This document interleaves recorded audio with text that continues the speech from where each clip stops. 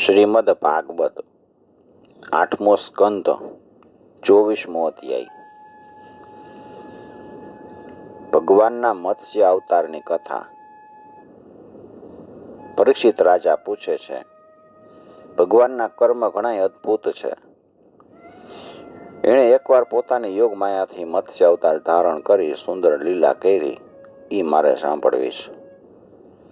મત્સ્ય યોની આમ તો લોક નિંદનીય છે, અને એ તમોગુણી છે તથા અસહ્ય પરતંત્રતાથી યુક્ત છે. તો પોતે સર્વશક્તિમાન હોવા છતાંય ભગવાને કર્મ બંધનમાં પડેલા જીવની જેમ આ મત્સ્યરૂપ શું કામ ધારણ કર્યું? હે ભગવાન, મહાત્માઓના કીર્તનીય ભગવાનનું ચરિત્ર સમસ્ત પ્રાણીઓને સુખ આપે એવું હોય છે. મને ઈ કથા કયો. સૂતજી સૌનકજીને કહે છે કે રાજા પરીક્ષિતે આવી રીતે સુખદેવજીને પ્રશ્ન કર્યો. એટલે સુખદેવજી ઈ કથા કહે છે. શ્રી શુકયુવાચ ગોવે પ્રસુર સાધુનામ છંદસામપી ચેશ્વર રક્ષામે છંસ્તનુર્ધત્તે ધર્મસ્યાર્થસ્ય ચેવહિ. પરીક્ષિત, આમ તો ભગવાન સૌના એકમાત્ર પ્રભુ છે, પણ તેઓ ગૌ, બ્રાહ્મણ, દેવો, સાધુઓ, વેદો, ધર્મ અને અર્થના રક્ષણ માટે શરીર ધારણ કરે છે. વાયુ જેવી રીતે બધી જગ્યાએ વિચરણ કરે છે, પણ એ ગુણ દોષથી દૂષિત નથી થતો, તેમજ સર્વશક્તિમાન પ્રભુ ઊંચા નીચા નાના મોટા બધાય પ્રાણીઓમાં અંતર્યામી રૂપે બિરાજમાન હોય છે. તો તેઓ તેમના બુદ્ધિગત ગુણ દોષથી અસંગ રહે છે, કારણ કે એ નિર્ગુણ છે. રાજન, પાછલા કલ્પના અંતમાં બ્રહ્માજીના શયનને કારણે બ્રાહ્મ નામનો નૈમિતિક પ્રલય થયો હતો. એ સમયે ભૂલોક વગેરેના તમામ લોક છે એ ડૂબી ગયા હતા. પ્રલયકાળ આવી જવાથી બ્રહ્માજીને ઊંઘ આવી રહી હતી. તેઓ શયન કરવા ઈચ્છતા હતા. એ સમયે જ એના મુખેથી વેદ નીકળી પડ્યા, અને એની પાસે જ રહેતા હયગ્રીવ નામનો બળવાન દૈત્ય એને યોગ બળથી ચોરીને લઈ જાય છે. સર્વશક્તિમાન ભગવાન શ્રી હરિએ દાનવરાજ હયગ્રીવની આ ચેષ્ટા જાણી લીધી, એટલે એમણે મત્સ્ય અવતાર લીધો. પરીક્ષિત, એ સમયે સત્યવ્રત નામનો એક મહાન ઉદાર અને ભગવત પરાયણ રાજર્ષિ પાણી પીને જ તપ કરતો હતો. એ જ સત્યવ્રત વર્તમાન મહાકલ્પમાં વિવસ્વાન સૂર્યના પુત્ર શ્રી શ્રાદ્ધદેવના નામે વિખ્યાત થયા, અને ભગવાને એમને વૈવસ્વત મનુ બનાવ્યા. એક દિવસ રાજર્ષિ કૃતમાલા નદીમાં જળથી તર્પણ કરી રહ્યા હતા, ત્યારે તે સમયે એના હાથમાં આવેલી એક માછલી આવી. નાની સરખી માછલી હતી. દ્રવિડ દેશના રાજા સત્યવ્રતે પોતાની અંજલીમાં આવેલી એ માછલીને પાછી નદીમાં નાખવા માટે છોડી દીધી. ત્યારે એ માછલી અત્યંત કરુણાથી પરમ દયાળુ રાજા સત્યવ્રતને કહે છે કે રાજન, તમે તો પરમ કલ્યાણમય પુરુષ છો, કરુણામય છો. તમે જાણો છો કે જળમાં રહેતા જંતુઓ પોતાની જાતના જંતુઓને ખાઈ જાય છે. હું એના ભયથી વ્યાકુળ થઈ રહી છું. મને ફરીથી આ નદીના જળમાં શું કામ નાખો છો? રાજા સત્યવ્રતે આ વાત સાંભળી. એ વાતની એને ખબર નહોતી કે સ્વયં ભગવાન જ મારા ઉપર પ્રસન્ન થઈને કૃપા કરવા માટે મત્સ્ય રૂપે પધાર્યા છે. એટલે એણે એ મત્સ્યનું રક્ષણ કરવાનો મનોમય સંકલ્પ કર્યો. રાજા સત્યવ્રતે એ મત્સ્યની અત્યંત દીનતાપૂર્વક વાત સાંભળી અને ખૂબ દયાપૂર્વક એને પોતાના પાત્રના જળમાં પાછું મૂકી દીધું અને પોતાના આશ્રમમાં લઈ આવ્યા. આશ્રમમાં લઈ આવ્યા પછી એક જ રાતમાં એ મત્સ્ય કમંડળમાં ન સમાય ને એટલું મોટું થઈ ગયું. જગ્યા જ ન રહી. એ રાજાને કહે છે કે હવે તો કમંડળમાં હું કષ્ટપૂર્વક પણ રહી શકું એમ નથી. મને કોઈ વિશાળ જગ્યા નિયત કરી દો કે અહીંયા હું સુખપૂર્વક રહી શકું. એટલે રાજા સત્યવ્રતે મત્સ્યને કમંડળમાંથી બહાર કાઢી અને પાણીના એક મોટા માટલામાં મૂકી દીધું. ત્યાં મૂક્યા પછી એ મત્સ્ય 2 ઘડીમાં જ 3 હાથ જેવડું મોટું થઈ ગયું. ફરી પાછું રાજા સત્યવ્રતને કહે છે કે હવે આ માટલું પણ મારા માટે પૂરતી મોકળાશ વાળું નથી. આમાં હું સુખપૂર્વક રહી શકું એમ નથી. હું તમારા શરણે છું. તેથી મારે રહેવા માટે કોઈ વિશાળ સ્થાન મને આપો. રાજન સત્યવ્રતે એ મત્સ્યને ત્યાંથી ઉપાડી એક સરોવરમાં મૂકી દીધું. પણ થોડી વારમાં એ એટલું મોટું થઈ ગયું કે તેણે એક મહામત્સ્યનો આકાર ધારણ કર્યો અને એ સરોવરના સઘળા જળને એને ઘેરી લીધું. જેટલું પાણી હતું એટલું એ મોટું થઈ ગયું. અને એ કહે છે કે હું તો જળચર પ્રાણી છું. આ સરોવરનું જળ પણ મારા માટે સુખપૂર્વક રહેવા માટે પર્યાપ્ત નથી. રાજન, તમે મારું રક્ષણ કરો અને મને કોઈ અગાધ સરોવરમાં મૂકી દો. મત્સ્ય ભગવાનના કહેવા પ્રમાણે સત્યવ્રત તેમને એક પછી એક એમ કેટલાય અપાર જળ ભર્યા સરોવરમાં લઈ ગયા. પણ સરોવર જેટલું મોટું હોય ને એટલા જ મોટા એ બની જતા હતા. અને અંતે એમણે લીલા મત્સ્યને સમુદ્રમાં છોડી દીધો. સમુદ્રમાં છોડતી વખતે મત્સ્ય ભગવાને સત્યવ્રતને કીધું કે વીર, સમુદ્રમાં મોટા મોટા મગરમચ્છ હોય, બળવાન હોય અને તેઓ મને ભરખી જશે. તેથી મને સમુદ્રના જળમાં ન છોડો. મત્સ્ય ભગવાનની આવી મધુર વાણી સાંભળીને રાજા સત્યવ્રત મોહમુગ્ધ થઈ ગયા અને એમને કહે છે કે મત્સ્યનું રૂપ ધારણ કરીને મને મોહિત કરનાર તમે કોણ છો? શું કામ તમે આવી રીતે મત્સ્યનું રૂપ ધારણ કર્યું છે? તમે છો કોણ? તમે એક જ દિવસમાં 400 કોષના વિસ્તારવાળા સરોવરને ઘેરી લીધું. આજ સુધી આવી શક્તિ ધરાવતો જળચર જીવ નથી તો મેં ક્યારેય જોયો અને નથી કશું એના વિશે સાંભળ્યું. આપ અવશ્ય સાક્ષાત સર્વશક્તિમાન, સર્વ અંતર્યામી, અવિનાશી શ્રી હરિ છો.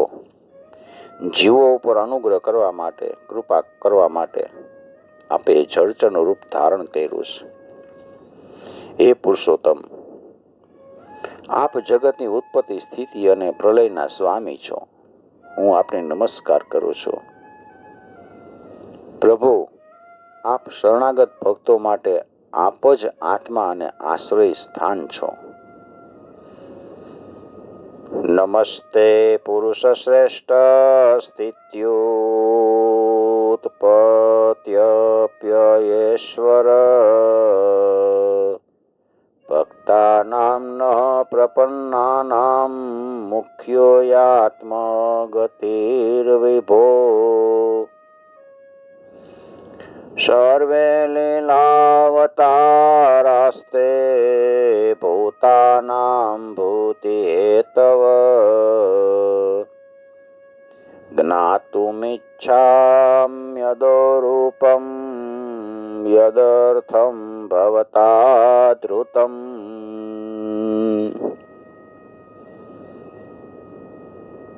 જો કે આપના બધાય લીલા અવતારો પ્રાણીઓના અભ્યુદય માટે થાય છે, તો પણ હું એ જાણવા ઈચ્છું છું કે આપે આ રૂપ શા ઉદ્દેશ્યથી લીધું છે. હે કમલનયન પ્રભુ, શરીર વગેરે અનાત્મ પદાર્થો, એની અંદર પોતાપણું અભિમાન કરનારા સંસારે મનુષ્ય, એનો આશ્રય વ્યર્થ છે.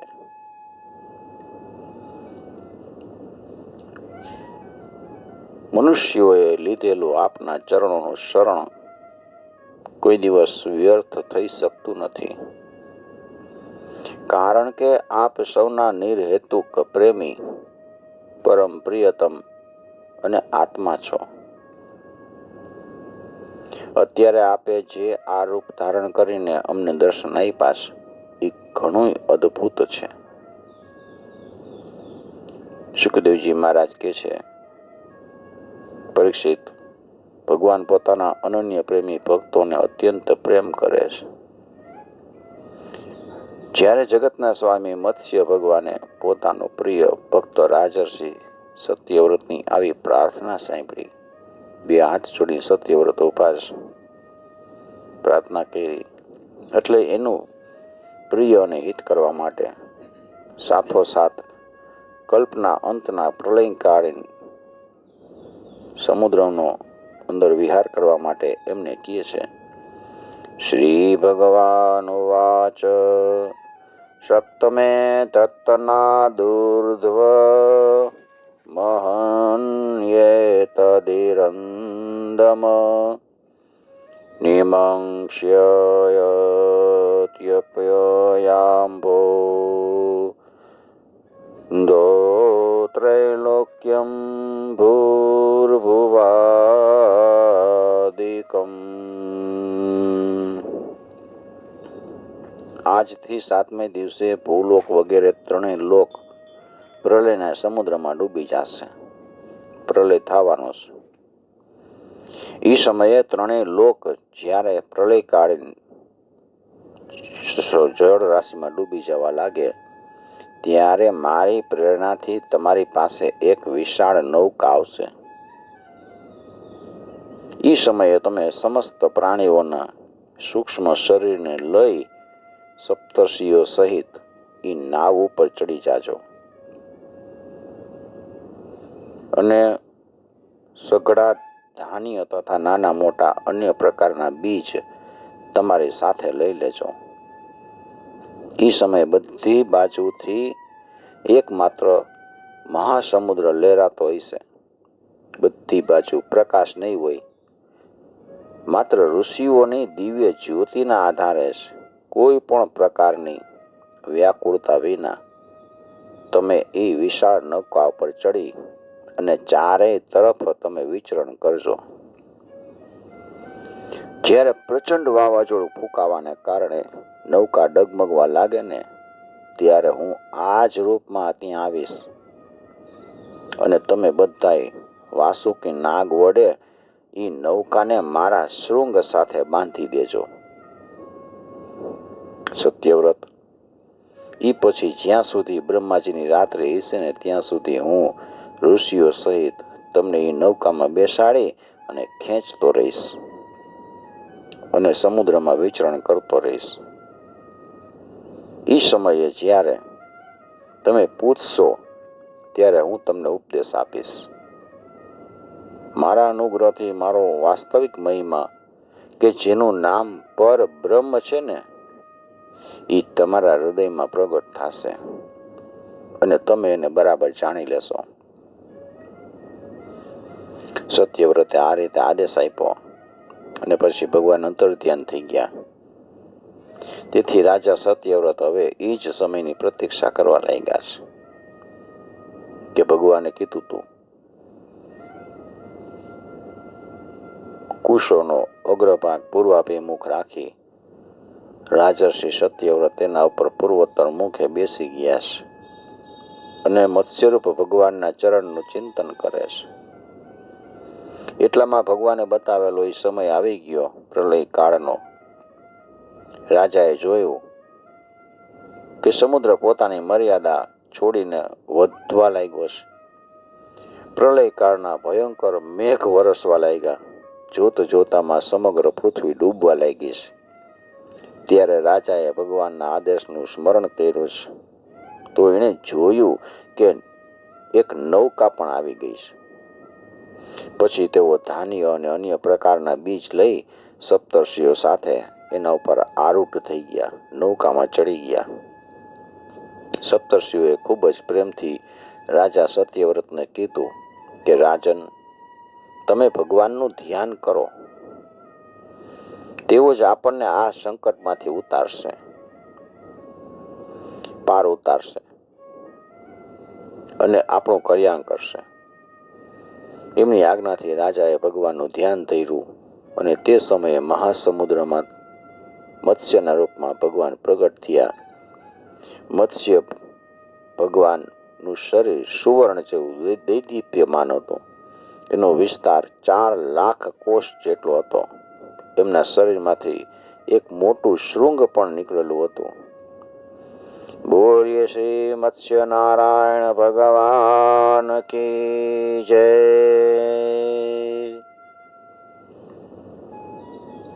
ભગવાને પહેલા જેવો આદેશ આપ્યો હતો એ પ્રમાણે નૌકા અને વાસુકી નાગ સાથે ભગવાનના શૃંગમાં બાંધી દેવામાં આવી અને પછી રાજા સત્યવ્રતે પ્રસન્ન થઈ ભગવાનની સ્તુતિ કરી છે.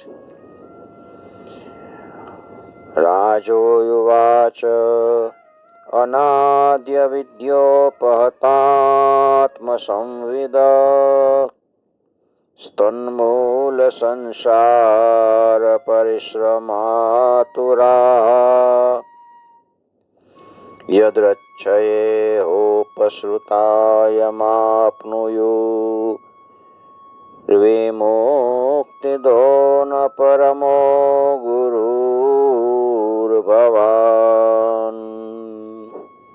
હે પ્રભુ, સંસારના જીવ આત્મજ્ઞાન અનાદિ અવિદ્યાને કારણે એનું જ્ઞાન ઢકાઈ ગયું છે. એ કારણે તેઓ સંસારના અનેક કલેશોના ભારથી દુઃખી થઈ રહ્યા છે.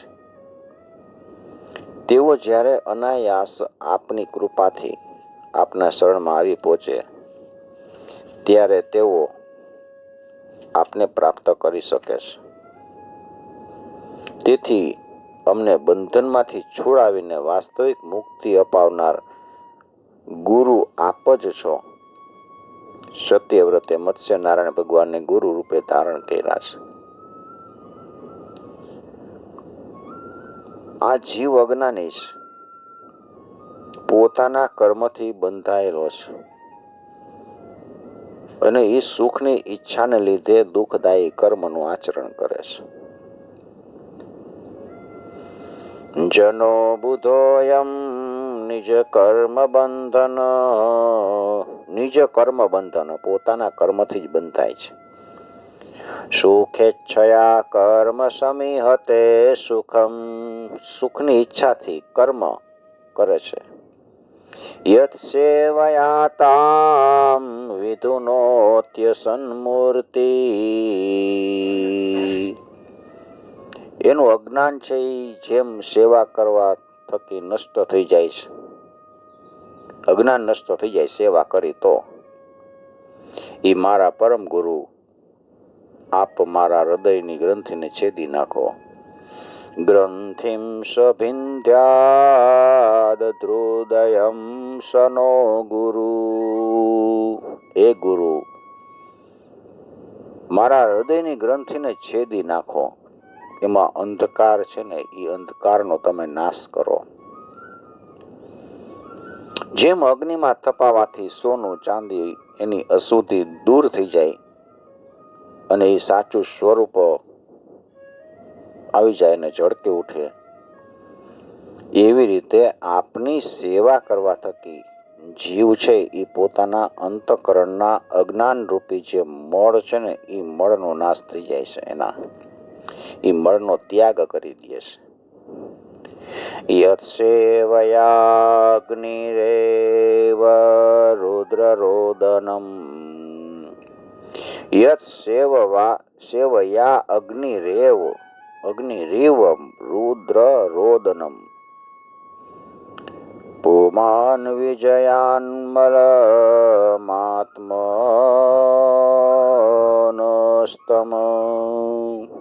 પાછો મૂળ સ્વરૂપમાં આવી જાય. ભજેત વર્ણમ નિજમેશ શોયયો ભૂયાત સ એષ પરમો ગુરોર્ગુરુ. આપ સર્વશક્તિમાન અવિનાશી પ્રભુ, અમારા ગુરુઓના પણ પરમ ગુરુ છો. આપ અમારા ગુરુ બનો. જેટલા પણ દેવ, ગુરુઓ અને અન્ય સર્વ સંસારી જીવ છે ને, એ બધાય જો સ્વતંત્રપણે એક સાથે મળીને કૃપા કરે તો પણ એ કૃપા તમારી કૃપાના 10,000માં અંશના પણ અંશની જેટલી બરાબરી કરી ન શકે. પ્રભુ, આપ જ સર્વશક્તિમાન છો. હું આપનું શરણ લઉં છું. જેમ કોઈ આંધળો હોય એ આંધળાને જ પોતાનો પથદર્શક બનાવે, પથ પ્રદર્શક બનાવે, એવી રીતે અજ્ઞાની જીવ છે એ અજ્ઞાનીને જ પોતાનો ગુરુ બનાવે છે.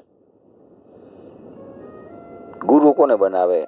સંસારી લોકોને, કારણ કે એને જ જોતો હોય.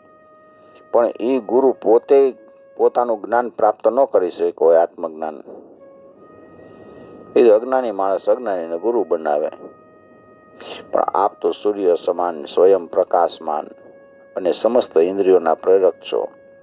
આત્મતત્વના જિજ્ઞાસુ અમે આપને ગુરુ તરીકે વર્ણી કરી છે. અજ્ઞાની મનુષ્ય અજ્ઞાનીઓને જે જ્ઞાનનો ઉપદેશ કરે છે એ તો અજ્ઞાન જ છે. એના વડે સંસાર રૂપી ઘોર અંધકારની વધુ ને વધુ પ્રાપ્તિ થઈ જાય. અજ્ઞાની પાસે તમે જ્ઞાન લ્યો તો એ તમે વધારે ને વધારે અંધકારમાં ડૂબી જાઓ.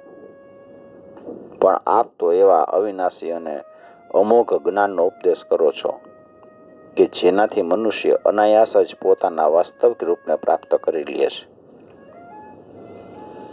જનો જનસ્યાદિશતે સતિમ મતિમ યયા પ્રપદ્યેત દુરત્યયં તમઃ ત્વં ત્વવ્યયં જ્ઞાનમમોઘમંજસા પ્રપદ્યતે યેન જનો નિજ પદમ. આપ તમામ લોકના સુહૃદ પ્રિયતમ ઈશ્વર અને મહાત્મા આત્મા છો. ગુરુ એના દ્વારા પ્રાપ્ત થતું જ્ઞાન અને અભિષ્ટ સિદ્ધિ એ પણ આપનું જ સ્વરૂપ છે. આમ હોવા છતાંય કામનાઓના બંધનમાં ફસાઈને લોકો આંધળા થઈ રહ્યા છે. એને ખબર જ નથી કે આપ એના હૃદયમાં જ બિરાજમાન છો. આપ દેવોના આરાધ્ય દેવ, પરમ પૂજ્ય પરમેશ્વર છો. હું આપની પાસેથી જ્ઞાન પામવા માટે આપના શરણે આવ્યો છું. હે ભગવાન, આપ પરમાર્થને પ્રકાશિત કરનારી પોતાની વાણી વડે મારા હૃદયની ગ્રંથિને છેદી નાખો અને પોતાના સ્વરૂપને પ્રગટ કરો. ત્વં ત્વામહં દેવવરં વરેણ્યં પ્રપદ્ય ઈશં પ્રતિબોધનાય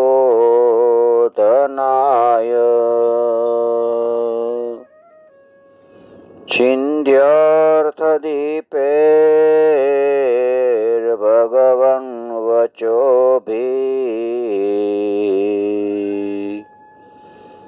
ગ્રંથીન હૃદયાન વિવૃણુષ્વ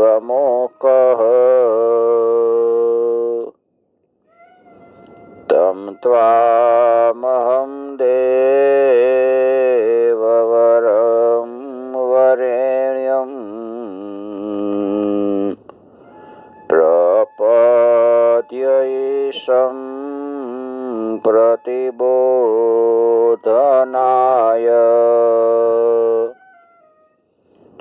ધ્યર્થદીપૈર્ભગવन् વચોભિः ગ્રંથિન હૃદયાન વિવૃણુષ્વમોક. શુકદેવજી મહારાજ કહે છે કે પરીક્ષિત, રાજા સત્યવ્રતે આ પ્રમાણે પ્રાર્થના કરી એટલે મત્સ્યધારી ભગવાન શ્રી પુરુષોત્તમે પ્રલયના સમુદ્રમાં વિહાર કરતા કરતા તેમને આત્મજ્ઞાનનો ઉપદેશ આપ્યો અને ભગવાને પોતાના સ્વરૂપના સંપૂર્ણ રહસ્યને વર્ણવતા રાજર્ષિ સત્યવ્રતને જ્ઞાન, ભક્તિ અને કર્મયોગથી પરિપૂર્ણ દિવ્ય પુરાણનો ઉપદેશ આપ્યો. એને મત્સ્ય પુરાણ કહે છે.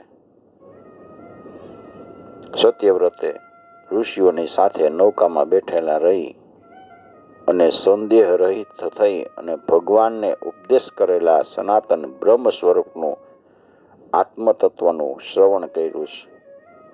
પછી જ્યારે પાછલા પ્રહરનો અંત થઈ ગયો, પાછલા પ્રલયનો અંત થઈ ગયો, પ્રલય થતો તો એનો અંત થઈ ગયો અને બ્રહ્માજી નિંદ્રામાંથી જાગ્યા, ત્યારે ભગવાને હયગ્રીવ અસુરને હણીને મારીને એની પાસેથી વેદ પાછા મેળવી અને બ્રહ્માજીને સોંપી દીધા. ભગવાનના કૃપા પ્રસાદથી રાજા સત્યવ્રત જ્ઞાન અને વિજ્ઞાનથી સંતૃપ્ત થયા અને આ કલ્પમાં વૈવસ્વત મનુ થયા છે. પોતાની યોગ માયાથી મત્સ્યરૂપ ધારણ કરનારા ભગવાન વિષ્ણુ અને રાજર્ષિ સત્યવ્રતના આ સંવાદ અને શ્રેષ્ઠ આખ્યાનનું શ્રવણ કરવાથી મનુષ્ય બધાય પ્રકારના બંધનમાંથી છૂટી જાય છે. જે મનુષ્ય ભગવાનના આ અવતાર ચરિત્રનું દરરોજ કીર્તન કરે છે એના તમામ સંકલ્પ સિદ્ધ થઈ જાય છે અને પરમ ગતિ પ્રાપ્ત થાય છે. પ્રલયકાલીન સમુદ્રમાં જ્યારે બ્રહ્માજી નિંદ્રાધીન હતા, એની સર્જન શક્તિ લુપ્ત થઈ ગઈ હતી. એ સમયે તેમના મુખેથી નીકળેલી શ્રુતિઓને ચોરીને દૈત્ય હયગ્રીવ પાતાળમાં લઈ ગયો હતો અને ભગવાને એ હયગ્રીવને હણીને એ શ્રુતિઓ બ્રહ્માજીને પાછી મેળવી આપી. તેમજ રાજા સત્યવ્રત તથા સપ્તર્ષિઓને બ્રહ્મ તત્વનો ઉપદેશ આપ્યો.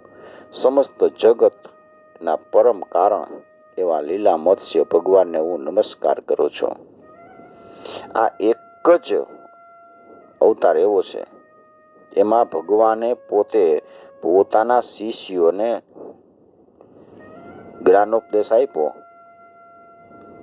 એમાં ગુરુ નીચે અને શિષ્યો બધા ઉપર હતા.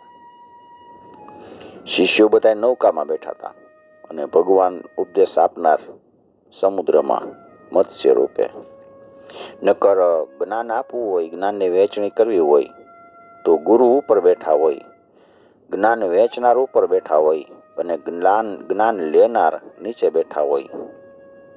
કારણ કે વાણીથી જ્ઞાન વેચતા હોય એટલે વાણી અને પાણી એની ધારા નીચે જાય. પાણીની ધારા તમે કરો તો પાણી નીચે જાય ને, એવી રીતે વાણી છે ને એ વાણીનો પ્રવાહ નીચે જાય. પણ અહીંયા ઉલટું છે.